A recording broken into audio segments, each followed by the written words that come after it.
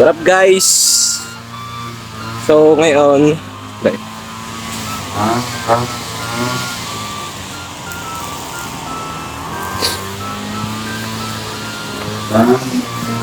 punta tayong LBC kasi dumating na yung ating bayad ng customer. Ay, dere na nga mga guys, tayo ngayon ay papunta na sa LBC at tayo magre-receive na ngayon ng payment ng ating customer at talaga naman, are ang pinakaiintay namin palagi at sadya naman nakakakaba pagka ikinagpa-COD. Ang ibig sabihin kasi ng COD ay cash on delivery, ibig sabihin ay doon pala ang babayaran ng customer sa inyong courier ang inyong sapatos o kung ano man ang inyong pinadala. Ay dito nakakakaba at baka magpa-cancel ang ating customer, ay buti na lang at niloob ng ama na tayo ay makabinta at hindi mag-cancel. Ay di rin na. Ano na natin mga guys, ngayon tayo pupunta ulit sa ating source Sa atin lang to. at may bumili ulit sa atin. Let's go! Ay di rin na nga mga guys, sa puntong aray nakuha na natin ang ating another shows na ating nabinta ngayon. Ay di tuwan-tuwa na naman si Utoy. Ari naman nabinta kong aray ay aray COP, ibig sabihin ay cash on pick up, ibig sabihin ay sa branch ng LBC ng customer babayaran. Ano po yan? Branch collect. COD, COP.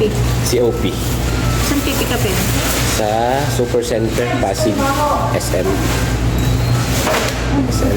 COP, huwag mo nalagay yung address. Yung branch na. Sa gilid. For your information nga pala mga guys, ang kaibahan ng COD sa COP, kapag COD ay door to door, ibig sabihin ay i-deliver ng mismong courier ninyo doon sa mismong bahay, tapos doon babayaran ng customer. Pero kapag COP naman ay ang customer ang pupunta sa kanilang LBC branch, tapos doon niya babayaran. Tapos para ma-receive ninyo yung payment ng customer ay di sa LBC ninyo yun kukunin, magte-text sa inyo sa LBC kapag nagbayad ng customer. Yes na mga guys, nakapag-ship na tayo ulit. So antay na lang ulit natin magbayad sa customer. So pauwi na tayo mga guys.